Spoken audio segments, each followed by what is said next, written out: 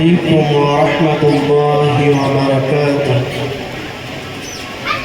الحمد لله على نعمه الظاهرة والباطنة، الصلاة والسلام على نبيه ورسوله محمد وآله وصحبه الذين سروا في نصرة دينه سيرا حثيثا، وعلى أتباعهم الذين ورثوا العلم. أما بعد، فقد قال الله تبارك وتعالى: يسألونك عن الخمر والميسر قل فيهما إثم كبير. الآية. عن أبي الدرداء رضي الله تعالى عنه قال: قال رسول الله صلى الله عليه وسلم: لا يدخل الجنة مدمن الخمر. رواه ابن ماجه بسند صحيح। মাননীয় এ সভার যোগ্যতম সভাপতি মহাশয়, ওলামায়ে দ্বীন, আমন্ত্রিত মেহমান বৃন্দ, পত্র জলসার কমিটি বৃন্দ ও আমার সামনে বসে থাকা দিনী ভাই ও বন্ধু আব্বাজীগণ ও আমার পর্দার অন্তরালে বসে থাকা মা ও বোনেরা, আজকে আপনাদের সামনে জালসাতে একটি কোরআনের আয়াত ও হাদিস পরিবেশন করেছি। অত্র কোরআনের আয়াত ও হাদিসকে সামনে রেখে নেশাদার দ্রব্য সম্পর্কে অতীব সংক্ষিপ্ত তথ্যবহুল বিবরণ দেওয়ার প্রচেষ্টা করব ইনশাআল্লাহুল আজিজ। ওমা তাওফীকি ইল্লা বিল্লাহ, আলাইহি তাওয়াক্কালতু ওয়া ইলাইহি উনীব। আমি নেশাদার দ্রব্য সম্পর্কে 5টি পয়েন্ট করেছি। 5টি পয়েন্ট ইনশাআল্লাহ সময়ের মধ্যে হয়ে যাবে। 1 নম্বর পয়েন্ট হচ্ছে নেশাদার দ্রব্য পান করার বিধান কি এবং তার ভয়াবহতা। নেশাদার দ্রব্য মদ এমনই এক বস্তু যা বিবেককে আচ্ছন্ন করে ফেলে, আর মানুষের বিবেক আচ্ছন্ন হয়ে গেলে মানুষের হিতাহিত জ্ঞান থাকে না। উল্লেখ্য যে মদ বলতে কোনো বিশেষ বস্তুর নাম নয়। যে বস্তু বেশি পরিমাণ খেলে বিবেকের ক্ষতি হয়, নেশা আসে, তার অল্প পরিমাণও মদ হারাম। তাই মহান আল্লাহ তাআলা তিনি বলেছেন সূরা মাইদা সূরা নম্বর 5 আয়াত নম্বর 90, ইয়া আইয়ুহাল্লাযীনা আমানু ইন্নামাল খামরু ওয়াল মাইসিরু ওয়াল আনসাবু ওয়াল আজলামু রিজসুম মিন আমালিশ শাইতান ফাজতানিবুহু লাআল্লাকুম তুফলিহুন। হে ঈমানদার মুমিনগণ, নিশ্চয়ই মদ, জুয়া, মূর্তি পূজা, ভাগ্য নির্ণয় করা, লটারির মাধ্যমে আর যে কোনো মাধ্যমে, এগুলো সব হচ্ছে নোংরা কাজ, শয়তানের কাজ। এগুলো হচ্ছে নোংরা আমল, শয়তানের কাজ। অতএব তোমরা এগুলো থেকে বেঁচে থাকো, তাহলে তোমরা সফলতা অর্জন করতে পারবে। ইন্নামা ইউরিদুশ শাইতানু আন ইউকিআ বাইনাকুমুল আদাওয়াতা ওয়াল বাগদা ফিল খামরি ওয়াল মাইসির। নিশ্চয়ই শয়তান চায় মদ ও জুয়ার মাধ্যমে তোমাদের মধ্যে বিভেদ সৃষ্টি করতে, শত্রুতা সৃষ্টি করতে, হিংসাপনা সৃষ্টি করতে। ওয়াসাদাকুম আন যিকরিল্লাহি ওয়া আনিস সালাহ ফাহাল আনতুম মুতাহুন। আর শয়তান চায় তোমাদেরকে সালাত থেকে দূরে রাখতে, আল্লাহর জিকির থেকে দূরে রাখতে চায়। তোমরা কি বিরত থাকবে না শয়তানের ওয়াসওয়াসা থেকে? অবশ্যই ইনশাআল্লাহ আমরা সকলেই শয়তানের ওয়াসওয়াসা থেকে বিরত থাকব।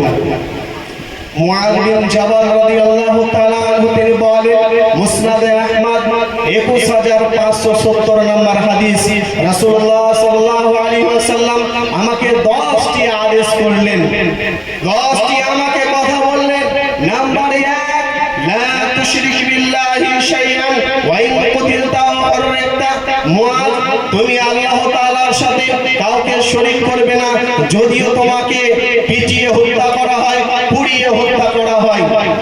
ওয়ালা তাওকান্না ওয়ালিদাইকা ওয়া ইন আমারাকা আন তাখরুজা মিন আহলিকা ওয়া মালিক। আর তুমি তোমার পিতামাতার অবাধ্যচারণ করবে না, যদিও তোমার প্রাপ্য সম্পদ তোমার পিতামাতা না দেয়। তোমার সম্পদ থেকে বঞ্চিত যদি করে, তবুও তোমার পিতা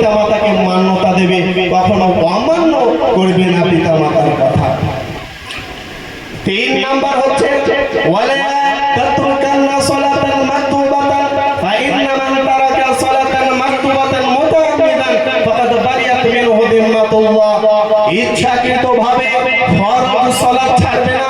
মনে রাখবে, নিশ্চয়ই যেই ব্যক্তি ইচ্ছাকৃতভাবে ফরজ সালাত পরিত্যাগ করবে সে ব্যক্তি আল্লাহ তাআলার জিম্মা থেকে বেরিয়ে গেল, সে ব্যক্তি কাফের হয়ে গেল, সে ব্যক্তি আর মুসলিম থাকে না। ওয়ালা তাশরাবান্না খামরান ফাইন্নাহু রাসু কুল্লি ফাহিশাতিন, মদ পান করবে না, নিশ্চয়ই মদ হচ্ছে সকল অশ্লীল কর্মের মূল।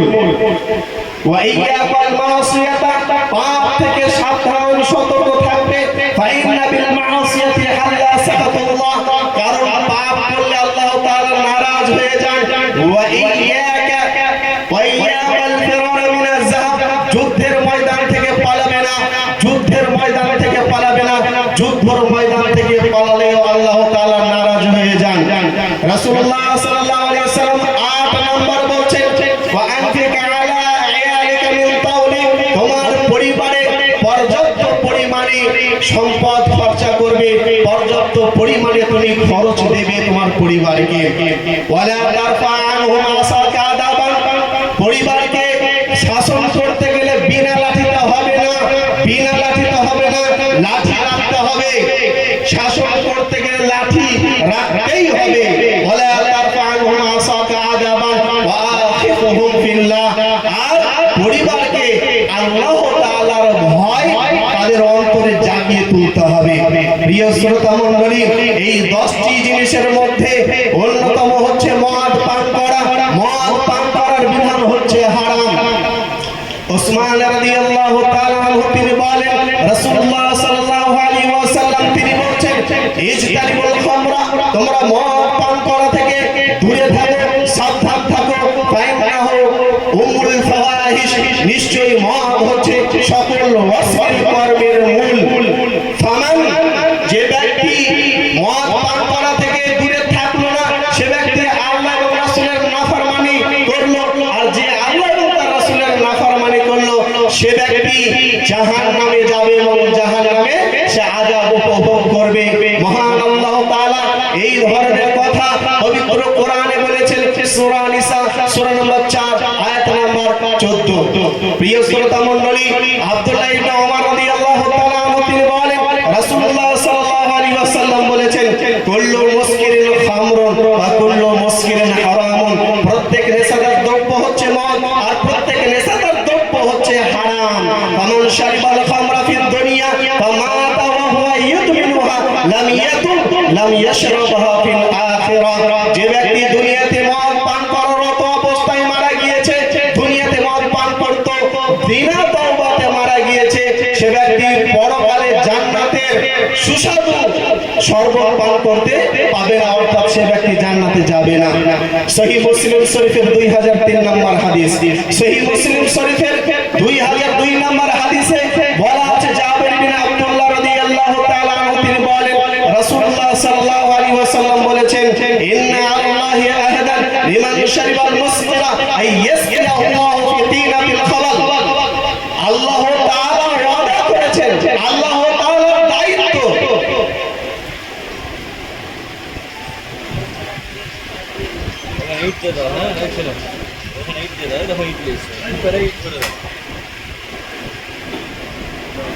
বলছিলাম আল্লাহ তাআলার দায়িত্ব হচ্ছে যে ব্যক্তি দুনিয়াতে নেশাদার দ্রব্য পান করবে আল্লাহ তাআলা তাকে তিনাতুল খাবাল পান করাবেন। জিজ্ঞাসা করা হলো, ইয়া রাসূলুল্লাহ ওয়া মা তিনাতুল খাবাল, তিনাতুল খাবাল কি জিনিস? তিনি বললেন, আরাকু আহলিন নার আও উসারাকু আহলিন নার, তিনাতুল খাবাল মানে হচ্ছে জাহান্নামীদের পুঁজ, জাহান্নামীদের পুঁজ হচ্ছে আরাকু আহলিন নার, আর উসারাকু আহলিন নার মানে হচ্ছে জাহান্নামীদের পচা রক্ত, জাহান্নামীদের পেশাব পায়খানা বমি কাশ পোকা সবগুলোকে বলা হয় উসারাকু আহলিন নার। প্রিয় শ্রোতা মণ্ডলী, আমরা এই মুসলিম সোসাইটিতে 90% আমরা নেশাদার দ্রব্যের সাথে মদ গাঁজা বিড়ি জর্দা সিগারেট খনি গুটখার সাথে আমরা জর্জরিত, এগুলোকে আমরা কোনো ভ্রক্ষেপই করি না, অথচ এর পাপ এত বড় আমরা যদি জানি হয়তো বা আজকে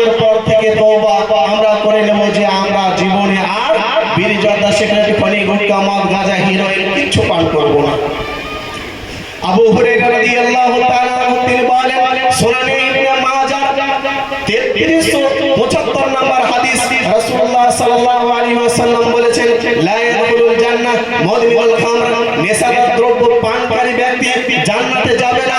নেশাদার দ্রব্য পানকারী ব্যক্তি জান্নাতে যাবে না। সুনানে ইবনে মাজাহ 3376 নম্বর হাদিসে রাসূলুল্লাহ সাল্লাল্লাহু আলাইহি ওয়াসাল্লাম তিনি বলেছেন, তিন শ্রেণীর মানুষ জান্নাতে যাবে না, তিন শ্রেণীর মানুষ জান্নাতে যাবে না, তিন শ্রেণীর মানুষ জান্নাতে যাবে না। মুদমিনুল খামর, নিয়মিতভাবে নেশাদার দ্রব্য যে পান করে ওই ব্যক্তি জান্নাতে যাবে না। দুই, ওয়াল আকু, পিতামাতার অবাধ্য সন্তান জান্নাতে যাবে না। তিন, ওয়াদ দায়ু, যে ব্যক্তি বেহায়ার আশ্রয় দেয়, যে ব্যক্তি বেহায়াপনার আশ্রয় দেয়, নিজে নামাজ পড়ে ঠিক আছে, নিজের বোনকে কিংবা মেয়েকে বা স্ত্রীকে বাড়ির বাইরে ঝাড়ু দিতে পাঠালে দেখে যে আমার স্ত্রীর পেট উঠাম, তবু কিছু বলে না। নিজের মেয়েকে যখন স্কুলে পাঠায়, কলেজে পাঠায়, টিউশনে পাঠায়, দেখে যে আমার মেয়ে বেপর্দা হয়ে যাচ্ছে, তবুও কোনো প্রকারের শাসন নাই। নিজে ঠিক থাকলেই হলো না, এই ব্যক্তিকে দায়ী বলা হয়েছে হাদিসের পরিভাষায়। প্রিয় শ্রোতা মণ্ডলী, ইবনে আব্বাস রাদিয়াল্লাহু তাআলা আনহু তিনি বলেন, হাদিস সংখ্যা 1668 নম্বর হাদিস, রাসূলুল্লাহ সাল্লাল্লাহু আলাইহি ওয়াসাল্লাম বলেছেন, মান শারিবাল খামরা, যে ব্যক্তি নেশাদার দ্রব্য পান করবে, ফাকান্নামা ওয়াকা আলা উম্মিহি ওয়া খালাতিহি ওয়া আম্মাতিহি, সে ব্যক্তি মায়ের সাথে, খালার সাথে, পিসির সাথে অন্যায় কাজ করলে যেরকম গুনাহ হয় ওই রকম গুনাহ হবে। কোন ব্যক্তি যদি নেশাদার দ্রব্য পান করে, কত বড় অন্যায় তাই চিন্তা করে দেখেন।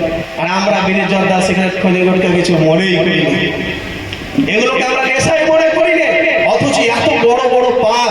আব্দুল্লাহ বিন আমর রাদিয়াল্লাহু তাআলা তিনি বলেন, রাসূলুল্লাহ সাল্লাল্লাহু আলাইহি ওয়াসাল্লাম বলেছেন, চার শ্রেণীর মানুষ জান্নাতে যাবে না। এক, পিতামাতার অবাধ্য সন্তান। দুই, মান্নানুন, যে ব্যক্তি উপকার করে খোঁটা দেয়। ওয়ালা কাম্মারুন, যে ব্যক্তি জুয়াখোর, তাসের মাধ্যমে জুয়া খেলে, লটারির মাধ্যমে জুয়া খেলে, আইপিএল এর মাধ্যমে জুয়া খেলে, ক্যারাম বোর্ডের মাধ্যমে জুয়া খেলে, লুডুর মাধ্যমে জুয়া খেলে, এই ব্যক্তি জান্নাতে যাবে না। চার শ্রেণীর মানুষ জান্নাতে যাবে না। পিতামাতার অবাধ্য সন্তান। দুই, নিয়মিতভাবে নেশাদার দ্রব্য পানকারী। তিন, যে ব্যক্তি জুয়াখোর, ওই ব্যক্তি জান্নাতে যাবে না। চার, যে ব্যক্তি উপকার করে খোঁটা দেয়, এই ব্যক্তিও জান্নাতে যাবে না। আম্মার বিন ইয়াসির রাদিয়াল্লাহু তাআলা আনহু তিনি বলেন, সালাসাতুন লা ইয়াদখুলুনাল জান্নাহ, তিন শ্রেণীর মানুষ জান্নাতে যাবে না। এক, আদ-দায়ুস, যে ব্যক্তি বেহায়াপনার আশ্রয় দেয়। দুই, ওয়ার রাজুলাতু মিনান নিসা, যেই নারী পুরুষের বেশ ধারণ করে রাস্তার বুকে, জমিনের বুকে চলাফেরা করে। ওয়া মুদমিনুল খামর, যেই ব্যক্তি নেশাদার দ্রব্য পান করে, এই তিন শ্রেণীর মানুষ জান্নাতে যাবে না। আব্দুল্লাহ বিন আমর রাদিয়াল্লাহু তাআলা আনহু তিনি বলেন, তিন শ্রেণীর মানুষের জন্য জান্নাত হারাম। সালাসাতুন ক্বাদ হারামাল্লাহু আলাইহিমুল জান্নাহ, সেই তিন শ্রেণীর ব্যক্তি কে কে? এক, মুদমিনুল খামর, নেশাদার দ্রব্য পানকারী, ওয়াল আকু, পিতামাতার অবাধ্য সন্তান, ওয়াদ দায়ু আল্লাযী ইয়াকিরু ফি আহলিল খাবাস, এবং দায়ু ওই ব্যক্তি, দায়ু কাকে বলে? আল্লাযী ইয়াকিরু ফি আহলিল খাবাস, যে ব্যক্তি অন্যায়কে প্রশ্রয় দেয়, যে ব্যক্তি অন্যায়কে প্রশ্রয় দেয়, সে যেই ব্যক্তি হোক না কেন, সে গার্জেন হতে পারে, ইমামও হতে পারে, মাস্টার হতে পারে, ডাক্তারও হতে পারে, ভাইও হতে পারে, চাচাও হতে পারে। অন্যায় দেখার পরে যে ব্যক্তি প্রশ্রয় দেয়, প্রতিবাদ যদি না করে, ওই ব্যক্তি দায়ুসের অন্তর্ভুক্ত। দেখছে যে আমার ক্ষমতা আছে, অন্যায় থেকে বাধা দিতে পারবো, তবু বাধা দেই না। বাধা দিতে গেলে ইমাম সাহেব খারাপ হয়ে যাবে, ইমাম সাহেব খারাপ হয়ে যাবে, ওর জন্য বাধা দেই না, এ দায়ুসের অন্তর্ভুক্ত হবে। বাড়ির গার্জেন, আমি যদি আমার মেয়েকে, ছেলেকে শাসন করি, এই যে কন্যাশ্রী, এই যে স্কলারশিপ টাকা পাচ্ছে, আমার ছেলেকে তখন আমাকে দিবে না। বিড়ি বাঁধছে, বিড়ি বাঁধার টাকা আমাকে আর মেয়ে দিবে না। ছেলেকে যদি একটু শাসন করি, রাজমিস্ত্রি কাজ করার পর আমাকে আর টাকা দেবে না। এই হলো দায়ুস। রাসূলুল্লাহ সাল্লাল্লাহু আলাইহি ওয়াসাল্লাম তিনি একেবারে স্পষ্ট ভাষায় বলে দিচ্ছেন যে মদ, নেশাদার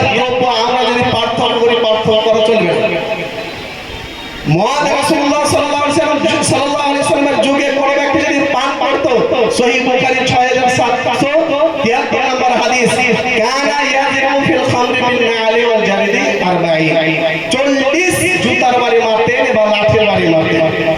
ওমর রাদিয়াল্লাহু তাআলা যখন দেখলেন যে অধিক হারে বেড়ে যাচ্ছে নেশাদার দ্রব্য পান করার হার, তখন তিনি কি করলেন?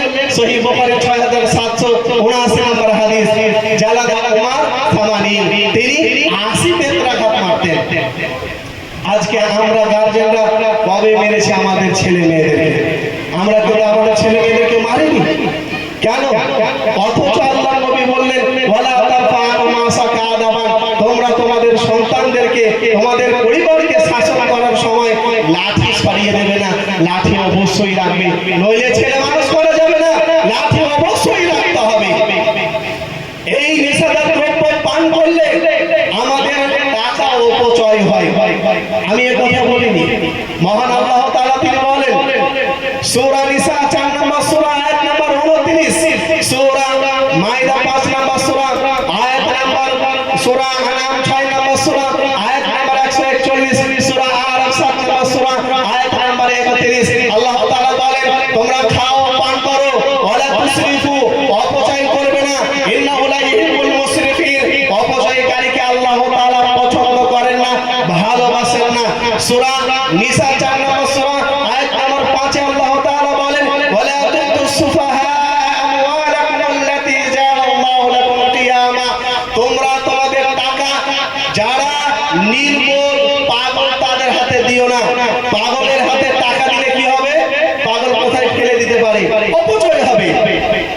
যদি মানুষ পাগলের হাতে যদি টাকা দেয়, সেটি যদি অপচয় হয়, আপনি টাকা দিয়ে বিড়ি জর্দা সিগারেট খৈনি গুটখা কিনে এই ফুক ফুক করে ধোঁয়া ছাড়ছেন, এটা কি অপচয় নয়?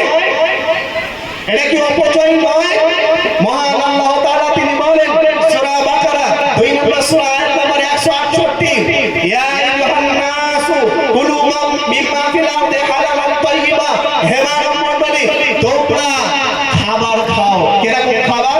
উৎকৃষ্ট এবং উত্তম খাবার খাও, উৎকৃষ্ট উত্তম খাবার খাও। আচ্ছা বলো তো, বিড়ি জর্দা সিগারেট খৈনি গুটখা এগুলো উত্তম খাবার, উৎকৃষ্ট খাবার? কেন আল্লাহ তাআলা উত্তম খাবার খেতে বললেন, উৎকৃষ্ট খাবার খেতে বললেন? কারণ আল্লাহ তাআলা বলেছেন যে আগে যে সূরা আরাফ 7 নম্বর সূরা আয়াত নম্বর 157, ইউহিল্লু লাহুম তাইয়্যিবাত ওয়া ইউহাররিমু আলাইহিমুল খাবাইস, আল্লাহ তাআলা উৎকৃষ্ট উত্তম খাবার তোমাদের জন্য হালাল করেছেন, বৈধ করেছেন, ওয়া ইউহাররিমু আলাইহিমুল খাবাইস, আর আল্লাহ তাআলা নিকৃষ্ট অপবিত্র খাবারকে হারাম বলে ঘোষণা করেছেন। যদি বিড়ি জর্দা সিগারেট খৈনি গুটখা হালাল হয়, তাহলে পেশাব পায়খানা দেখেন না। যদি উৎকৃষ্ট হয়, উত্তম খাবার হয়, তাহলে পেশাব পায়খানাতে গিয়ে ফুক ফুক করে কেন টানে, গুল কেন নিয়ে যায়? তাহলে বোঝা গেল যদি ভালোই হতো বিড়ি জর্দা সিগারেট খৈনি গুটখা যদি ভালোই হতো, তাহলে আমরা আমাদের ছেলে মেয়েদেরকে দিয়ে খেতাম, আমরা আমাদের ভাই বোনদেরকে দিয়ে খেতাম, মা বাপকে দিয়ে খেতাম। কিন্তু আমরা এমনটা করি না, কি করি? লুকিয়ে রাখি, বুঝি যে এটা নোংরা জিনিস, খারাপ জিনিস। আমরা হয়তো আমাদের নেশা হয়ে গেছে, আমরা হয়তো ছাড়তে পারিনি, কিন্তু আমরা আমাদের ছেলে মেয়েদেরকে এই ধ্বংসের পথে আসতে দিব না, এই জন্য লুকিয়ে রাখা হয়। প্রিয় শ্রোতা মণ্ডলী, বলছিলাম নেশাদার দ্রব্য হচ্ছে মানুষের দেহের জন্য অত্যন্ত ক্ষতিকর।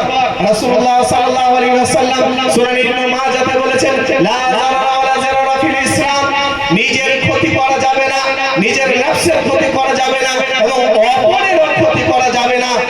বিড়ি টানার পর ধোঁয়াটা যেটা ছাড়ে এটা হলো বিষাক্ত, তো নিজের ক্ষতি করা যাবে না এবং অপরের ক্ষতি করা যাবে না।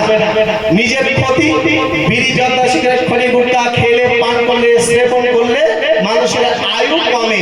আল্লাহ তাআলা তিনি বলেছেন সূরা নিসা 4 নম্বর সূরা আয়াত নম্বর 29, লা তাকুলু আনফুসাকুম, তোমরা তোমাদের নফসকে হত্যা করো না।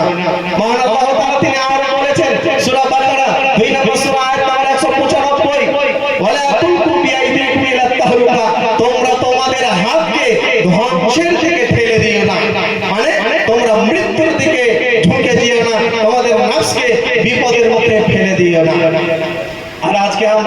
নেশাদার দ্রব্য পান করে নিজের নফসকে নিজের আত্মাকে ধ্বংসের দিকে ঠেলে দিচ্ছি। এটাও এক প্রকারের অন্যায় কাজ, হারাম কাজ। নেশাদার দ্রব্য কোনো মতে জায়েজ নয়।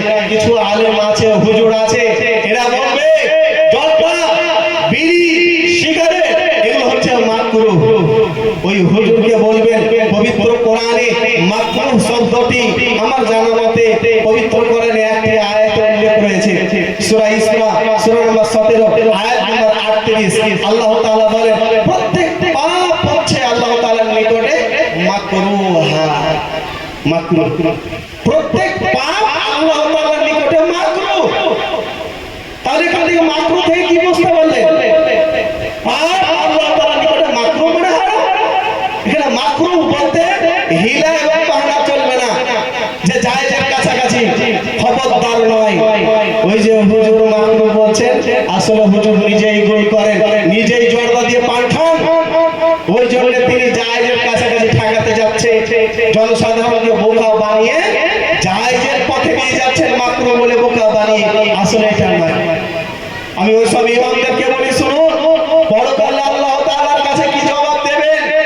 আল্লাহ তাআলাকে ভয় করুন।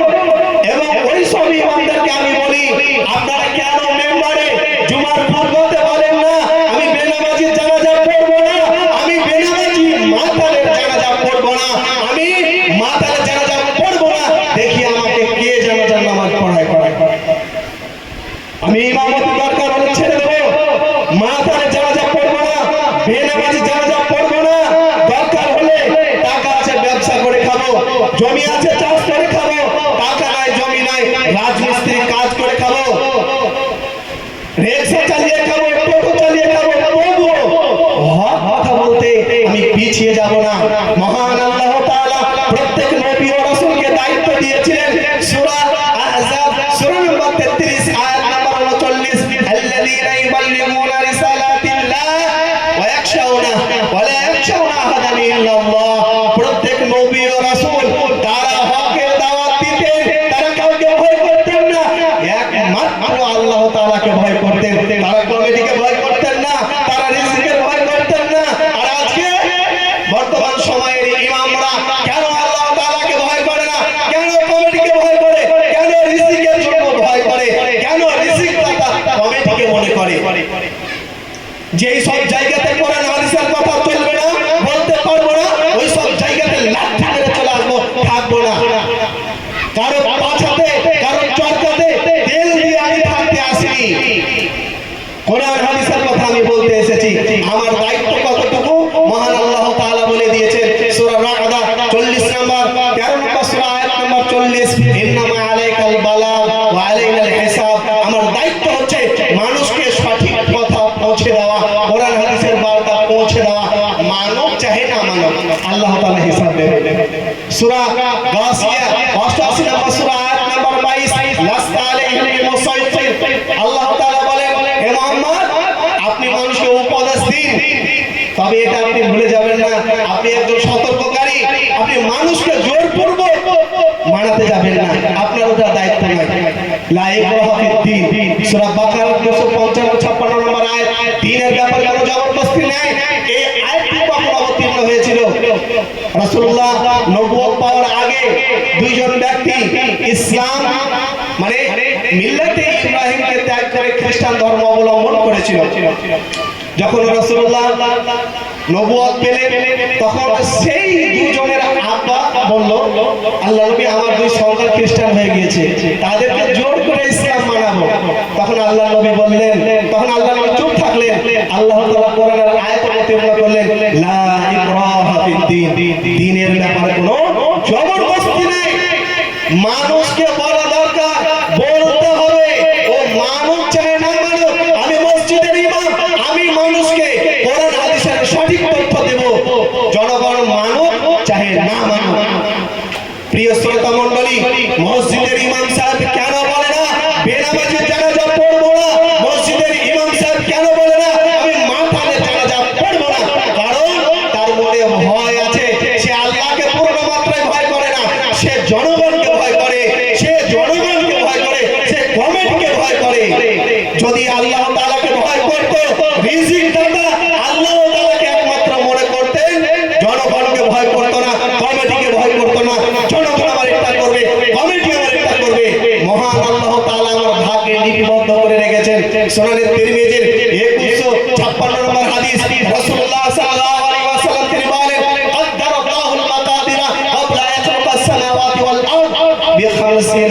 সানা। আল্লাহ তাআলা আসমান জমিন সৃষ্টি করার 50,000 বছর আগে মানুষের তাকদীর, মানুষের ভাগ্য লিপিবদ্ধ করেছেন। তার মধ্যে যখন বাচ্চা মানে 4 মাস হয়, মায়ের গর্ভে যখন বাচ্চার 4 মাস বয়স হয়, সহিহ মুসলিম শরীফের 6616 নম্বর হাদিস 4টি জিনিস লিপিবদ্ধ করে দেওয়া হয়। নাম্বার 1, বিকাতবি রিজকিহি ওয়া আজালিহি ওয়া আমালিহি ওয়া শাকিয়্যুন ওয়া সাঈদুন। 4টি জিনিস কি? বিকাতবি রিজকিহি, সে কোথায় কতটুকু রিজিক খাবে, কিভাবে খাবে, এটা। নাম্বার 2, ওয়া আজালিহি, সে কখন কিভাবে কোথায় মৃত্যুবরণ করবে। নাম্বার 3, ওয়া আমালিহি, সে কোথায় কি আমল করবে, ভালো আমল করবে না মন্দ আমল করবে। আর 4 নাম্বার হচ্ছে শাকিয়্যুন ওয়া সাঈদুন, সে জান্নাতি হবে না জাহান্নামী হবে, সে নেককার হবে না বদকার হবে।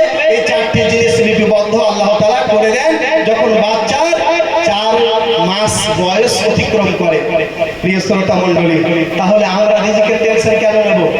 আল্লাহ তাআলা আসমান জমিন সৃষ্টি করার 50,000 বছর আগে তাকদীর নির্ণয় করেছেন, লিপিবদ্ধ করেছেন, এবং 4 মাস অতিক্রম করলে আল্লাহ তাআলা রিজিকের লিপিবদ্ধ করে দিয়েছেন। ওয়া ইনতাহুল কিতাব ইয়ামহুল্লাহু মা ইয়াশাউ ওয়া ইউসাব্বিত। আল্লাহ তাআলা যেটা চান মিটাতে পারেন, আল্লাহ যেটা চান এক্সট্রা সংযোগ করতে পারেন, অ্যাড করতে পারেন। তাহলে কি আমাদের বিশ্বাস নেই আল্লাহ তাআলার প্রতি? জি নাই। আপনি যদি নিজেকে ঈমানদার বলে সাক্ষী দিতে চান, দাবি করতে চান, আপনাকে আরকানুল ঈমানের প্রতি পূর্ণ মাত্রায় বিশ্বাস রাখতে হবে। আরকানুল ঈমান হচ্ছে 6টি। আল্লাহর প্রতি বিশ্বাস, ফেরেশতাদের প্রতি বিশ্বাস, আসমানি গ্রন্থ সমূহের প্রতি বিশ্বাস, নবী রাসূলগণের প্রতি বিশ্বাস, ইয়াউমে আখিরাতের প্রতি বিশ্বাস এবং তাকদীরের ভালো মন্দের প্রতি বিশ্বাস। প্রিয় শ্রোতা মণ্ডলী, যদি তাকদীরের উপরে বিশ্বাস পূর্ণ মাত্রায় যদি না থাকে, সুনানে সহিহ মুসলিম শরীফের 41 নম্বর পৃষ্ঠাতে ওমর রাদিয়াল্লাহু তাআলা আনহু তিনি বলেন, যে ব্যক্তি তাকদীরের উপরে বিশ্বাস করে না, সে গোটা দুনিয়া দান করে দিলেও, সে যদি দিন রাত আল্লাহ তাআলার ইবাদত করে, তবুও তার ইবাদত আল্লাহর নিকটে গ্রহণযোগ্য হবে না। অতএব প্রত্যেক ঈমান সাহেবদের কর্তব্য হচ্ছে জুমার খুতবা হবে, কোরআন হাদিস অনুযায়ী, মানুষের মুখ তাকিয়ে নয়, জনগণের মুখে তাকিয়ে নয়, কমিটির মুখ তাকিয়ে বক্তব্য যেন না হয়, যেন কোরআন হাদিস অনুযায়ী এবং পরিস্থিতি অনুযায়ী যেন বক্তব্য হয়। প্রিয় শ্রোতা মণ্ডলী, বলছিলাম নেশাদার দ্রব্য সম্পর্কে প্রত্যেক মসজিদে ইমাম সাহেব যেন বলেন যে বেনামাজি আমি জানাজা পড়ব না, কারণ মহান আল্লাহ তাআলা বলেছেন সূরা তাওবা সূরা নম্বর 9 আয়াত নম্বর 83-84, ওয়ালা তুসাল্লি আলা আহাদিন মিনহুম মাতা আবাদান ওয়ালা তাকুম আলা কবরিহি ফাইন্নাহু, তুমি নামাজ জানাজা পড়বে না, এমন কবরের কাছেও দাঁড়াবে না, কারণ সে ব্যক্তি মারা গিয়েছে ওহু ফাসিকুন, কাফের অবস্থাতে, ফাসিক অবস্থাতে, বেনামাজি অবস্থাতে মারা গিয়েছে, ওর জানাজা চলবে না। আল্লাহ তাআলা তিনি আরো বলেন সূরা তাওবা 9 নম্বর সূরা আয়াত নম্বর 113, মা কানা লিন নাবিয়্যি ওয়াল লাযিনা আমানু আয়াস্তাগফিরু লিল মুশরিকিন ওয়ালাউ কানু উলি কুরবা, যে কোন নবী রাসূলের জন্য, কোন মুমিনের জন্য এটা বৈধ নয় যে একজন কাফিরের জন্য, একজন বেনামাজির জন্য, একজন মুশরিকের জন্য তওবা ইস্তেগফার করবে। একজন বেনামাজির জন্য তওবা ইস্তেগফার করা চলবে না, এটা মুমিনের জন্য বৈধ নয়। যদি নিজের ভাই হয়, যদি নিজের বাপ হয়, মা হয়, আল্লাহ তাআলা বলেন ওয়ালাউ কানু উলি কুরবা, যদিও নিকট আত্মীয় হয়, যদিও মা হয়, যদিও বাপ হয়, যদিও ভাই হয়, যদিও বোন হয়, যদিও মসজিদের নিকটবর্তী একেবারে সেক্রেটারি, সভাপতি, ক্যাশিয়ার আর কেউ হয়, তবুও চলবে না, বেনামাজি জানাজা চলবে না। আমি পড়াবো না বেনামাজি জানাজা, মাতালের জানাজা আমি পড়াবো না, সে যেই হোক না কেন, সে মাস্টারের ছেলে, যাবো না। ওকে পশুর মতো ঢালি মাটি দিয়ে আসতে হবে। ডাক্তারের ছেলে চলবে না, বংশপরম্পরা চলবে না, জনগণের পক্ষে থেকে তাকাবো মানে মাতালের জানাজা চলবেই না। রাসূলুল্লাহ সাল্লাল্লাহু আলাইহি ওয়াসাল্লাম তিনি বলছেন, কুল্লু বানি আদম খাত্তাউন ওয়া খায়রুল খাত্তাইন আত-তাওয়াবুন, সুনানে তিরমিজি 75 নম্বর খ্রিস্টান, প্রত্যেক আদম সন্তান হচ্ছে ক্ষতির মধ্যে, গুনাহের মধ্যে নিমজ্জিত। তবে সর্বোত্তম ব্যক্তি ওই যে ব্যক্তি নিজের ভুলকে আল্লাহ তাআলার কাছে তওবা ইস্তিগফারের মাধ্যমে ক্ষমা প্রার্থনা, ক্ষমা চায়, আল্লাহ তাআলা তাকে ক্ষমা করেন এবং ভালোবাসেন। সবচেয়ে ভালো ব্যক্তি ওই যে ব্যক্তি তওবা করে নেবে। আল্লাহ তাআলা এই ধরনের কথা পবিত্র কোরআনে সূরা বাকারা 222 নম্বর আয়াতের মধ্যে বলেছেন, ইন্নাল্লাহা ইউহিব্বুত তাওয়াবিন ওয়া ইউহিব্বুল মুতাতাহহিরিন। আল্লাহ তাআলা তওবাকারীকে অত্যন্ত ভালোবাসেন এবং যারা স্বচ্ছ পরিষ্কার, শুধু গা পরিষ্কার থাকলে হবে, অন্তরটাও পরিষ্কার রাখতে হবে, অন্তরটাও পরিষ্কার রাখতে হবে। আল্লাহ তাআলা ভালোবাসে ওই সব ব্যক্তিদেরকে যারা তওবাকারী এবং যারা পরিষ্কার রাখে নিজের পোশাক আশাক অন্তরকে, এদেরকেও আল্লাহ তাআলা ভালোবাসেন। অতএব আমরা এতদিন যা ভুল করেছি, বিড়ি, জর্দা, সিগারেট, খৈনি, গুটখা, মদ পান করে, আসুন আজ থেকেই আমরা তওবা করি। যদি আমরা তওবা করি, আল্লাহ তাআলা তওবা ক্ষমা করে দেবেন। শুনুন পবিত্র কোরআনের একটা আয়াত, সূরাতুশ শুরা, সূরা নম্বর 42, আয়াত নম্বর 25। ইবনে মাসউদ রাদিয়াল্লাহু তাআলা আনহুকে জিজ্ঞাসা করা হলো, আচ্ছা আমি অনেক পাপ করেছি, কি কি পাপ? বলছে এমন কোন পাপ না যেটা আমি করিনি, আল্লাহ তাআলা কি আমাকে ক্ষমা করবেন? তখন তিনি ইবনে মাসউদ রাদিয়াল্লাহু তাআলা আনহু এই আয়াতটি পাঠ করলেন, হুয়াল্লাযী ইয়াকবালু তাওবাতা আন ইবাদিহি ওয়া ইয়াফু আনিস সাইয়্যাত। তিনি হলেন আল্লাহ তাআলা যিনি মানুষের বান্দার তওবা কবুল করেন, ওয়া ইয়াফু আনিস সাইয়্যাত, আর যত প্রকারের পাপ আছে আল্লাহ তাআলা ক্ষমা করে দেন, যত প্রকারের পাপ আছে আল্লাহ তাআলা ক্ষমা করে দেন। তাহলে মদ খাওয়ার, গাঁজা খাওয়ার, হেরোইন খাওয়ার, বিড়ি, জর্দা, সিগারেট, পানি, গুটখা, এগুলোর পাপ আল্লাহ তাআলা ক্ষমা করে দেবেন। হুকুকুল ইবাদ সেটি ভিন্ন একটি টপিক, বিষয়। আরেকটি আয়াত সহিহ মুসলিম শরীফে আছে হাদিসটি, কিছু সাহাবা একরাম এলেন আল্লাহ নবীর কাছে এবং বললেন, মুহাম্মদ তুমি তো ভালো ভালো কথা বলো, তা আমরা যা পাপী আল্লাহ তাআলা হয়তো ক্ষমা করবেন না, যদি আমাদেরকে এমন কোনো অফার দাও যে আল্লাহ তাআলা আমাদের গুনাহ খাতা মাফ করে দেবেন, তাহলে আমরা ইসলাম গ্রহণ করতে রাজি। সঙ্গে সঙ্গে আল্লাহ তাআলা কোরআনের আয়াত অবতীর্ণ করে দিলেন, সূরা জুমার 39 নম্বর সূরা, আয়াত নম্বর 53, কুল ইয়া ইবাদিয়াল্লাযীনা আসরাফু আলা আনফুসিহিম লা তাকনাতু মির রাহমাতিল্লাহ। হে আমার বান্দারা যারা নিজের নফসের উপরে জুলুম করেছো, পাপ করেছো, লা তাকনাতু মির রাহমাতিল্লাহ, তোমরা আমার রহমত থেকে নৈরাশ হয়ে যেও না। আল্লাহ তাআলা সকল পাপ ক্ষমা করে, তিনি হচ্ছেন ক্ষমাময়, দয়াশীল। প্রিয় শ্রোতা মণ্ডলী, যদি আজকেও আমরা তওবা করি, আল্লাহ তাআলা আমাদের ক্ষমা করবেন। শুধু তাই নয়, সূরা ফুরকান সূরা নম্বর 25 আয়াত নম্বর 70 আল্লাহ তাআলা বলেন, যদি কোনো বান্দা তওবায়ে নাসুহা করে, সূরা তাহরিম 66 নম্বর সূরা আয়াত নম্বর 8 আল্লাহ তাআলা বলেন, ইয়া আইয়ুহাল্লাযীনা আমানু তুবু ইলাল্লাহি তাওবাতান নাসুহা। হে ঈমানদার মুমিনগণ, যদি তোমরা তওবায়ে নাসুহা করো, আল্লাহ তোমাদের ক্ষমা করবেন, জান্নাত দেবেন। আর সূরা ফুরকানে আল্লাহ তাআলা বলেন 70 নম্বর আয়াতে, ইল্লা মান তাবা ওয়া আমানা ওয়া আমিলা আমালান সালিহা ফাউলাইকা ইউবাদদিলুল্লাহু সাইয়্যাতিহিম হাসানাত ওয়া কানা আল্লাহু গফুরার রহিম। যদি কোনো ব্যক্তি তওবা করে, ঈমানের উপরে টিকে থাকে, সৎ কর্ম করে, আল্লাহ তাআলা তাদের পাপগুলোকে নেকি দিয়ে পরিবর্তন করে দেবেন। এতদিন যা বিড়ি, জর্দা, সিগারেট, খৈনি, গুটখা, গুল খেয়েছেন, পান করেছেন, এই গুনাহগুলি আল্লাহ তাআলা নেকি দিয়ে পরিবর্তন করে দেবেন। অতএব আসুন আমরা আল্লাহ তাআলার কাছে তওবা করি। হে আল্লাহ, আজকে ওয়াদা করব, আপনার কাছে আমরা ওয়াদা করছি, আমরা আজকের পর থেকে আর নেশাদার দ্রব্য পান করব না। আল্লাহ তুমি আমাদেরকে ক্ষমা করো। তাওবায়ে নাসুহার 5টি শর্ত রয়েছে। তাওবায়ে নাসুহার 5টি শর্ত রয়েছে। নাম্বার 1, আল ইখলাস, অন্তর থেকে যেন তওবা হয়। নাম্বার 2, আল ইকলাউ আনিজ যামব, যেন যেই পাপ করছিলাম ওই পাপ যেন বন্ধ হয়ে যায়, স্টপ হয়ে যায়। নাম্বার 3, আন নাদবু আলা ফিলিহি, যেই পাপ হয়েছে ওই পাপের জন্য লজ্জিত হওয়া। নাম্বার 4, আল আযমু আলা আদমি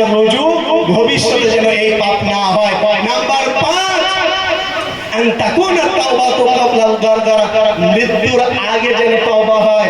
শুনুন এইদিকে, শুনুন এইদিকে, ঘুমাবেন না, টাইম অল্প, ঘুমাবেন না। তো তওবা নাসুহার জন্য এই 5টি শর্ত রয়েছে, মৃত্যুর আগে তওবা হতে হবে। আচ্ছা বলুন তো, কোন মানুষ জানে যে আমার আজকে মৃত্যু হবে বা 10 দিন পরে হবে? কেউ কিন্তু জানে না, এখনো মৃত্যু হয়ে যেতে পারে, তাই কি না?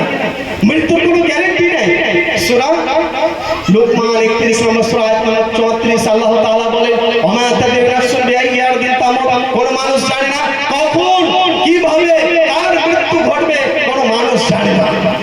সূরা আল ইমরান 185 নম্বর আয়াতে আল্লাহ তাআলা বলেন, কুল্লু নাফসিন যায়িকাতুল মাউত। প্রত্যেক মানুষ হচ্ছে মরণশীল, আর মানুষ কখন কিভাবে মরবে কেউ কিন্তু জানে না।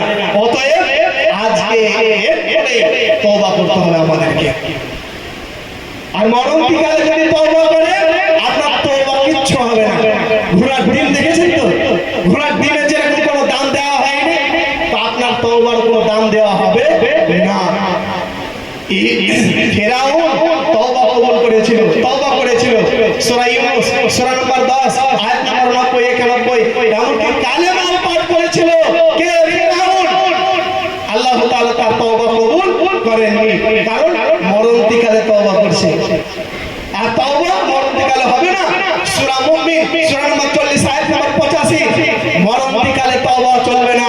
সূরা নিসা 4 নম্বর সূরা আয়াত নম্বর 18 লাইসাতিত তাওবাতু লিল্লাযিনা ইয়ামালুনা সাইয়্যাত। ওই ব্যক্তির তওবা গ্রহণ হবে না যে ব্যক্তি মরণকালে তওবা করে। অতএব তওবা আমাদেরকে এক্ষুনি করতে হবে। মনে মনে তওবা করুন, ভবিষ্যতে আমরা বিড়ি, জর্দা, সিগারেট, পানি, গুটখা, মদ, গাঁজা, হেরোইন কিচ্ছু খাবো না। আল্লাহ ওয়াদা করছে, আমরা ওয়াদা করছি ইনশাআল্লাহ আল্লাহ তাআলা আমাদের পাপগুলো ক্ষমা করবেন, নেকিগুলো, গুনাহগুলো নেকি দিয়ে পরিবর্তন করে দেবেন। প্রিয় শ্রোতা মণ্ডলী, আজকে বর্তমান সময়ে 95% মুসলিম সোসাইটিতে মুসলমানের ছেলে মেয়েরা বিড়ি, জর্দা, সিগারেট, পানি, গুটখা, গুল, মেয়ে ছেলেরা তো গুল খায়, পান করে। এই সাথে জর্জরিত কেন? পরিবেশ খারাপ হওয়ার কারণে। এই যে বাপ বিড়ি খায়, ছেলেকে দোকান আনতে পারছে, এক বালতি বিড়ি আনবে তো বাপ মদ খাবে, চা টানতে পাঠাচ্ছে ছেলেকে, জুয়া খেলবে তো তাস কিনতে পাঠাচ্ছে ছেলেকে, গাঁজা খাবে তো অমুকের কাছে কলকিটে আছে গিয়ে তো। তাহলে ওই ছেলেটা 5 দিন আনতে আনতে ও তো একদিন বলবে আমার আব্বা এটা খাচ্ছে, একবার খেয়ে দেখে। এইভাবে তো পরিবেশ নষ্ট হয়। আল্লাহ নবী সাল্লাল্লাহু আলাইহি ওয়াসাল্লাম বলছেন, তার আগে আমি একটি প্রবাদ বাক্য বলি, কুল্লু কারিনি বিল মুকারিনি ইয়াক্তাদি। প্রত্যেক সঙ্গী প্রত্যেক বন্ধু তার বন্ধুর সাদৃশ্য অবলম্বন করে। কোন বন্ধু যদি জুয়াখোর হয় আর একটা ভালো ছেলে একসাথে যদি চলাফেরা করে, তো এই 5 দিন চলাফেরা করতে করতে ভালো ছেলেটাও একদিন জুয়া খেলবে। একজন বিড়ি খায়, একজন বিড়ি খায়নি, তো এই ভালো ছেলেটা খারাপ ছেলের সাথে চলাফেরা করতে করতে এক পর্যায়ে এই ভালো ছেলেটাও বিড়ি খাবে। ওই জন্য একটি প্রবাদ বাক্যে বলা রয়েছে, কুল্লু কারিনি বিল মুকারিনি ইয়াক্তাদি। একজন বন্ধু অপর বন্ধুর সাদৃশ্য অবলম্বন করে। তাই রাসূলুল্লাহ সাল্লাল্লাহু আলাইহি ওয়াসাল্লাম সুনানে আবু দাউদের 4833 নম্বর হাদিসের মধ্যে বলেছেন, আর রাজুল আলা দীনি খালিলিহি ফালিয়ানজুর আহাদুকুম ইলা মা ইউখালিল। প্রত্যেক অভিভাবকের উপর ফরজ, কি ফরজ? যে সে যেন লক্ষ্য রাখে তার ছেলেটা, তার মেয়েটা কার সাথে চলাফেরা করে, উঠা বসা করে। কারণ তার বন্ধু যেরকম হবে তার ছেলেটাও সেরকম তৈরি হয়ে যাবে। সহিহ বুখারীর 2101 নম্বর হাদিস, আল্লাহ নবী সাল্লাল্লাহু আলাইহি ওয়াসাল্লাম বলেন, মাসালুল জালিসিস সালিহ। একজন ভালো ব্যক্তির সাথে বসা হচ্ছে আতর বিক্রেতার নেই। যদি ভালো ছেলের সাথে আপনার ছেলেটাকে ঘুরতে দেন, হয় আপনার ছেলেটা তার কাছ থেকে আতর কিনবে, নইলে আতর যদি নাও কিনতে পারে সে আতরের সেন্টটা পাবে। আল্লাহ নবী উদাহরণ দিয়েছেন ভালো ছেলের উদাহরণ। আর আল্লাহ তাআলা কোরআন মাজিদে বলেছে যে তোমরা ভালো ছেলের সাথে বন্ধুত্ব রাখো। সূরা তাওবা 9 নম্বর সূরা আয়াত নম্বর 119, ইয়া আইয়ুহাল্লাযীনা আমানু তাকুল্লাহ ওয়া কুনু মা'আস সাদিকিন। হে ঈমানদার মুমিনগণ, তোমরা তাকওয়া অবলম্বন করো এবং মুমিন ব্যক্তির সাথে বন্ধুত্ব তৈরি করো। মুমিন ব্যক্তির সাথে, তাকওয়াশীল ব্যক্তির সাথে বন্ধুত্ব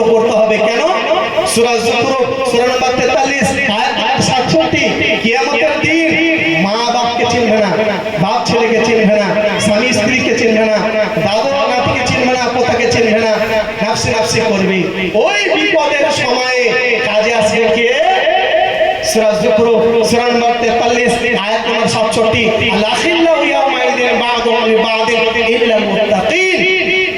আল-আখিল্লাহু সকল বন্ধুরা কিয়ামতের দিন কি হবে? আল-আখিল্লাহু ইয়াওমাইদিন বা'দুহুম লিবা'দিন আদুউন ইল্লাল মুত্তাকিন। এক বন্ধু আরেক বন্ধুর দুশমন হয়ে যাবে যারা দুনিয়াতে ভালো ছিল না, তবে যারা ঈমানদার তাকওয়াশীল ব্যক্তির সাথে বন্ধুত্ব রেখেছিল তারা কিয়ামতের দিন তাদের জন্য শাফাআত করবে। সহিহ মুসলিম শরীফের হাদিস, শাফাআতুল মালায়েকাতু ওয়ান নাবিয়্যুন ওয়াল মুমিনুন, তিন শ্রেণীর লোক আল্লাহ তাআলার কাছে কি করবেন? সুপারিশ করবেন। ফেরেশতাগণ, নবীগণ, নবী ও রাসূলগণ এবং মুমিনগণ।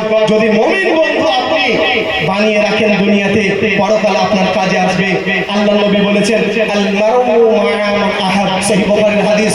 যদি আপনার ঈমানদার বন্ধু হয়, আপনি ঈমানদার বন্ধুর সাথে জান্নাত পাবেন ইনশাআল্লাহ। কিন্তু আপনি যদি বিড়ি, জর্দা, সিগারেট, খনি, গুটখা, মদ, গাঁজা এভাবে দিব্যি মেরে যান, আরে ভালো মানুষের সাথে একটু বন্ধুত্ব রেখে এটা হয়ে যাবে না, চলবে না। তো পরিবেশ খারাপ হওয়ার কারণে আজকে ছেলে ছেলেকে মানুষ করা কঠিন হয়ে যাচ্ছে। মাও খারাপ, বাপও খারাপ। মাও গুল খায়, বাপও বিড়ি, জর্দা, সিগারেট, খনি, গুটখা, মদ, গাঁজা সব খায়, হেরোইনও খায়। আর ওই ছেলেকে ইমানদার বানাবে? গোটা পরিবেশ 8 বছরের ছেলে, 9 বছরের ছেলে, 12 বছর, 15 বছরকার ছেলে বিড়ি খাচ্ছে। এই তো সেই দিকে 3-4 দিন আগে এই মর্যাদাপুরের কিছু ছেলে, 8-10টা ছেলে আমার সামনে বিড়ি ফুক ফুক করে মারছে। 10 বছর, 12 বছর, 15 বছরকার ছেলে। আমি জিজ্ঞাসা করছি, আমার মাথায় টুপি পাঞ্জাবি আছে সবই, বাবু তোমাদের বাড়ি কোথায়? কি হয়েছে? বিড়ি টানছে। আর তোমার বাপ মাকে আদব পাইতে নেয়নি, এভাবে কথা বলতে হয়? 2-3 ব্যক্তি 2-3 বিড়ি ফেলে দিল। তো আসলে পরিবেশ যেরকম হবে ওইরকম ছেলে পিলা হবে।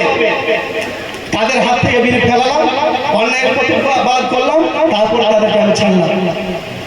দিয়ে বললো আমাদের আর ভবিষ্যতে এরকমটা হবে না। বললো মুখের কথা, কিন্তু ভবিষ্যতে কেমন হবে আল্লাহ তাআলা ভালো জানেন। তো এই নেশাদার দ্রব্য থেকে বাঁচার 4টি উপায় মনে রাখবে। এই নেশাদার দ্রব্য থেকে বাঁচার 4টি উপায়। নাম্বার 1 তো বললাম। নাম্বার 2 ঈমান। ঈমানকে জাগিয়ে তুলতে হবে আমাদের অন্তরে, তারপরে আমাদের ছেলে মেয়ের অন্তরে।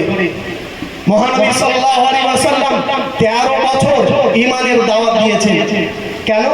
ঈমানের বিরাট গুরুত্ব রয়েছে। সহিহ মুসলিম প্রথম নম্বর খণ্ডের 38 নম্বর হাদিস, আল্লাহ নবী সাল্লাল্লাহু আলাইহি ওয়াসাল্লাম বলেন, কুল আমানতু বিল্লাহি সুম্মা ইসতাকিম। বলো আমি ঈমান আনলাম এবং ঈমানের উপর অটল থাকো। ঈমান কি জিনিস? ঈমান কি জিনিস যে আল্লাহ নবী 13 বছর ঈমানের দাওয়াত দিলেন, তাওহীদের দাওয়াত দিলেন। ঈমানের ছোট্ট একটি উদাহরণ, ঈমান কি জিনিস একটি ছোট্ট উদাহরণে আমি বুঝাচ্ছি। ঈমান হচ্ছে ব্রেকের নিয়ম। যে কোনো গাড়িকে নিয়ন্ত্রণ করার জন্য ব্রেকের প্রয়োজন। মোটরসাইকেল, সাইকেল, টেকা, বাস, রেলগাড়ি, যে কোনো গাড়িকে নিয়ন্ত্রণ করার জন্য ব্রেকের প্রয়োজন, তাই কি না? অনুরূপভাবে মানুষের দেহকে নিয়ন্ত্রণ করার জন্য ব্রেকের প্রয়োজন। তো মানুষের দেহকে নিয়ন্ত্রণ করার জন্য ব্রেকের প্রয়োজন। ওই ব্রেকটা কি? সেটা হচ্ছে ঈমান। ঈমান যে ব্রেকের মতো কাজ করে তার প্রমাণ কি? এই যে রমজান মাসে আপনি রোজা রেখেছিলেন, আপনি চাইলে হুড়কা লাগিয়ে, দরজা লাগিয়ে পানি ঢক ঢক করে খেতে পারতেন, পান করতে পারতেন, বা কোনো খাবার খেতে পারতেন। কেন খাননি? এই ঈমান আপনাকে বাধা দিয়েছিল। এই ঈমান আপনাকে বাধা দিয়েছিল। এই জন্যই আল্লাহ নবী সাল্লাল্লাহু আলাইহি ওয়াসাল্লাম 13 বছর ঈমানের দাওয়াত দিয়েছেন। এটা তো একটি সিম্পল উদাহরণ দিলাম। দ্বিতীয় নম্বর যেটি উপায় এই ঈমান থেকে দূরে থাকার, এই নেশাদার দ্রব্য থেকে দূরে থাকার দ্বিতীয় নম্বর উপায় হচ্ছে খাশিয়াতে ইলাহি। মহান আল্লাহ তাআলা তিনি বলেছেন সূরা বাকারা 2 নম্বর সূরা আয়াত নম্বর 150, সূরা আলী ইমরান 3 নম্বর সূরা আয়াত নম্বর 175, ফালা তাখশাউহুম ওয়াখশাউনি। তোমরা তারাকে ভয় করো না, আমাকে ভয় করো। ফালা তাখাফুহুম ওয়াখাফুনি। তোমরা তাদেরকে ভয় করো না, আমাকে ভয় করো। আল্লাহ তাআলা বলেন ইন্নামা ইয়াখশাল্লাহা মিন ইবাদিহিল উলামা। প্রকৃতপক্ষে একমাত্র উলামাগণ আমাকে ভয় করে। যারা জ্ঞানী ব্যক্তি তারাই আমাকে ভয় করে। সূরা ফাতির 35 নম্বর সূরা আয়াত নম্বর 28। তো আল্লাহ তাআলাকে ভয় করা শিখাতে হবে, আমাদের সন্তানদের অন্তরে আল্লাহর ভয় জাগিয়ে তুলতে হবে। কিভাবে? কোরআন হাদিসের জ্ঞান তাদের ভিতরে ঢুকাতে হবে। যদি আমরা কোরআন হাদিসের জ্ঞান আমাদের সন্তানের অন্তরে ঢুকাই, আমাদের অন্তরে ঢুকাই, তাহলে আল্লাহ তাআলার ভয় অটোমেটিক আমাদের অন্তরে কাজ করবে। আল্লাহ তাআলার ভয় কি জিনিস? আল্লাহ তাআলার ভয় কি জিনিস? ছোট্ট একটি উদাহরণ। আল্লাহ তাআলার ভয় হচ্ছে সিসি ক্যামেরা নেই, একটি টেবিলে 50 লাখ টাকা রাখা আছে, চারি সাইডে সিসি ক্যামেরা লাগানো আছে, আর দুইজন ব্যক্তি সিসি ক্যামেরা দেখার জন্য নিয়োগ রয়েছে। আচ্ছা, কোন চোর জানার পরে এই টাকাগুলো চুরি করবে বলেন? চুরি করবে না। কারণ এই যে সিসি ক্যামেরা লাগানো আছে, সিসি ক্যামেরা দেখানোর জন্য, দেখাশোনা করার জন্য লোক আছে, চুরি করলেই তো ধরা পড়বো, চুরি করলেই তো ধরা পড়বো, তাই না? অনুরূপ ভাবে আমাদের কাঁধে কেরামান এবং কাতিবিন রয়েছে। সূরা ইনফিতার সূরা নম্বর 82 আয়াত নম্বর 11-12, কিরামান কাতিবিন ইয়ালামুনা মা তাফআলুন। কেরামান এবং কাতিবিন মানুষের দুই কাঁধে রয়েছে, মানুষ যা করে তারা তা জানে। সূরা কফ সূরা নম্বর 50 আয়াত নম্বর 17-18, ইযা ইয়াতালাক্কাল মুতালাক্কিয়ানি আনিল ইয়ামিন ওয়া আনিশ শিমালি কাঈদ। দুইজন ফেরেশতা মানুষের দুই কাঁধে রয়েছে। মা ইয়ালফিযু মিন কাওলিন ইল্লা লাদাইহি রাকীবুন আতীদ। মানুষ মুখ দিয়ে ভালো কথা উচ্চারণ করুক অথবা খারাপ কথা উচ্চারণ করুক, তৎক্ষণাৎ ফেরেশতারা লিপিবদ্ধ করে। শুধু লিপিবদ্ধ করে এই কথা সীমাবদ্ধ নয়, ভিডিও রেকর্ডিংও করে। এই কেরামান কাতিবিন ভিডিও রেকর্ডিংও করে। সূরা জিলজালা সূরা নম্বর 99 আয়াত নম্বর 7-8 আল্লাহ তাআলা বলেন, ফামান ইয়ামাল মিসকালা যাররাতিন খায়রান ইয়ারা। যে ব্যক্তি অনুপরিমাণ ভালো কাজ করবে, নেকির কাজ করবে, কিয়ামতের দিন আল্লাহ তাআলা তাকে দেখাবে। ওয়া মান ইয়ামাল মিসকালা যাররাতিন শাররান ইয়ারা। যে ব্যক্তি অনুপরিমাণ গুনার কাজ করবে, অন্যায় কাজ করবে, কিয়ামতের দিন আল্লাহ তাআলা তাকেও সিসি ক্যামেরার ভিডিও ফুটেজে দেখাবে। আমাদের দুনিয়ার সিসি ক্যামেরা কারেন্ট চলে গেলে হয়তো আর সিসি ক্যামেরা চলবে না, ইনভার্টার খারাপ হয়ে গেলে হয়তো আর সিসি ক্যামেরা চলবে না, কিন্তু আল্লাহ তাআলার যে সিসি ক্যামেরা কারেন্ট চললেও এই সিসি ক্যামেরার মধ্যে সব আসবে, আর না চললেও সব আসবে। বুঝা গেল? তো প্রত্যেকটা মানুষ যদি মনে করে আমি সিসি ক্যামেরার আওতায় রয়েছি, আল্লাহ তাআলা দেখছেন, যা পাপ করছি নেকি করছি সব লিপিবদ্ধ হচ্ছে, রেকর্ডিং হচ্ছে, ভিডিও ক্যামেরা হচ্ছে, কোন বান্দা পাপ করবে? করবে না। যেমন ওই যে 50 লাখ টাকা চোরে চুরি করবে না, সিসি ক্যামেরার মধ্যে রয়েছে, কেন? চুরি করলেই ধরা পড়বে। অনুরূপ ভাবে কোন ইমানদার ব্যক্তি চুরি করবে না, অন্যায় করবে না, কারণ চুরি করলে অন্যায় করলেই তো আমি ধরা পড়ে যাব মহান আল্লাহ তাআলার কাছে। আর এটা ভিডিও রেকর্ডিং হচ্ছে। নাম্বার 3, এই নেশাদার দ্রব্য থেকে বাঁচা তৃতীয় নম্বর উপায় হচ্ছে সালাত। মহান আল্লাহ তাআলা তিনি বলেন, ইন্নাস সালাতা তানহা আনিল ফাহশাই ওয়াল মুনকার। সূরা আনকাবুত সূরা নম্বর 29 আয়াত নম্বর 45। নিশ্চয়ই সালাত মানুষকে অন্যায় অশ্লীল কাজ থেকে, বেহায়াপনা থেকে বাধা প্রদান করে, হারাম কাজ থেকে বাধা প্রদান করে। আমি যখন সালাত আদায় করব, আমাকে জেনা থেকে, আমাকে নেশাদার দ্রব্য থেকে আমি বেঁচে থাকবো, কারণ আল্লাহ তাআলা তো আমাকে দেখছেন। সালাতের মাধ্যমে, সালাত হচ্ছে এমনই এক ইবাদত যার মাধ্যমে বান্দা সকল গুনাহ থেকে বাঁচার চেষ্টা করে, তাই কি না? বর্তমান সময়ে দেখবেন এই যে নামাজও পড়ছে আর এদিকে ভিডিও ফুক ফুক করে মারছে, আর মুখের ভাষাও খারাপ, সুদের সাথে জড়িত যত প্রকারের দুর্নীতি আছে, আবার মাঝে মাঝে মদও মেরে দেয়, আর নামাজও পড়তে হয়তো যায়। অনেক নেতার কথা আমি জানি, যাই হোক কথা। তো এদের নামাজ হচ্ছে লিক, এদের নামাজের কোনো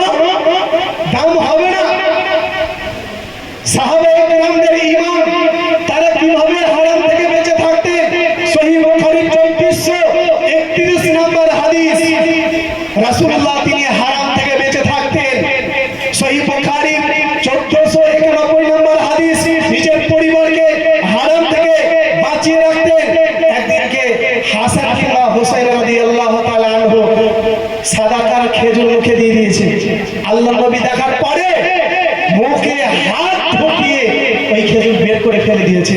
কারণ নবীজির বংশের জন্য এই সাদাকার মাল বৈধ নয়, হারাম। কত সতর্ক, কত তৎপর। আজকে মুখে ছোট ছেলে দিয়েই দিয়েছে, মুখ থেকে বার করতে হবে। সাহাবায়ে কেরাম কেমন হারাম থেকে বেঁচে থাকতেন। সহিহ বুখারীর 3842 নম্বর হাদিস, আবু বকর রাদিয়াল্লাহু তাআলা আনহু তিনি অজান্তে একবার হারাম ভক্ষণ করে ফেলেন। যখন তিনি জানতে পারলেন আমি আমার পেটে হারাম খাদ্য ঢুকিয়েছি, আদখালা আবু বকর ইয়াদাহু ফাকা কুল্লা শাইইন মা ফি বাতনিহি। আবু বকর রাদিয়াল্লাহু তাআলা আনহু কণ্ঠনালীতে খাদ্য নালীতে আঙুল ঢুকিয়ে বমি করে ফেলে দিলেন যত হারাম ভক্ষণ করেছিলেন। এই ছিল তাকওয়া ঈমান। খাইবারের যুদ্ধে সহিহ বুখারী 2991 নম্বর হাদিস, খাইবারের যুদ্ধে অনেক সাহাবী কেউ 2 দিন, কেউ 3 দিন, কেউ 5 দিন, 7 দিন অনাহারে ছিল। কত খিদে লাগলো বলেন তো। যখন খাইবার মুসলমানদের হাতে জয়লাভ হলো, খাবার রান্না করে আরম্ভ কমপ্লিট, খাবে এই মুহূর্তে আল্লাহ তাআলার পক্ষ থেকে বিধান এলো যে আল্লাহ তাআলা গৃহপালিত গাধার মাংস হারাম করেছেন। সাহাবায়ে কেরাম সঙ্গে সঙ্গে কি করলেন? ফাউফিয়াতুল কুদুরু বিমা ফিহা, মাংস ফেলে দিলেন, হাড়িও ভেঙে গুড়িয়ে দিলেন। প্রিয় শ্রোতা মণ্ডলী, এই ছিল ঈমান সাহাবায়ে কেরামদের। পবিত্র কোরআনে আল্লাহ তাআলা সূরা বাকারাতে বলেছেন, সূরা বাকারা সূরা নম্বর 2 আয়াত নম্বর 285, সামি'না ওয়া আতা'না, শুনলাম মানব। এই ছিল সাহাবায়ে কেরামদের ঈমান। আর মুনাফিকদের ঈমান কি রকম ছিল? সূরা বাকারা সূরা নম্বর 2 আয়াত নম্বর 93, সামি'না ওয়া আসাইনা, শুনলাম মানব না। যত বলবি বল, কান করেছি বল। এই হলো মুনাফিকদের চরিত্র। আর বর্তমান সময়ে আমাদের ঈমানটাও এইরকম। কোন ভাইকে যদি বলা হয় ভাই বিড়ির প্যাকেটটা, বিড়ি খাওয়া ছেড়ে দে, ভাই এই প্যাকেটটা শেষ হয়ে যায়। কাউকে কোনো গুণ খোরকে যদি বলা হয়, কোন ইমাম সাহেবকে যে ইমাম সাহেব আর গুণ খেয়ে না, এই প্যাকেটটা শেষ হয়ে যায়, এরপর থেকে আর খাবো না। এদের ঈমানের কোনো দাম নাই, কোনো কাজ নেই। প্রিয় শ্রোতা মণ্ডলী, আমাদের ঈমান রাখতে হবে সাহাবায়ে কেরামদের মতো। আল্লাহ তাআলা পবিত্র কোরআনে বলেছেন সূরা বাকারা 13 নম্বর আয়াতে, আমিনু কামা আমানান নাস, ওইভাবে কোরআনের প্রতি আমল করতে হবে, ঈমান নিয়ে আসতে হবে যেইভাবে সাহাবায়ে কেরাম ঈমান নিয়ে এসেছেন, আমল করেছেন। সূরা বাকারার 153 নম্বর আয়াতে আল্লাহ তাআলা বলেন, ফাইন আমানু বিমিসলি মা আমানতুম বিহি ফাকাদ ইহতাদাউ, যদি তোমরা সাহাবায়ে কেরামদের মতো কোরআনকে বুঝো, কোরআনের উপর আমল করো, তাহলে তোমরা নাজাত প্রাপ্ত হবে, জান্নাতি হবে, নচেত কোনদিনই নয়।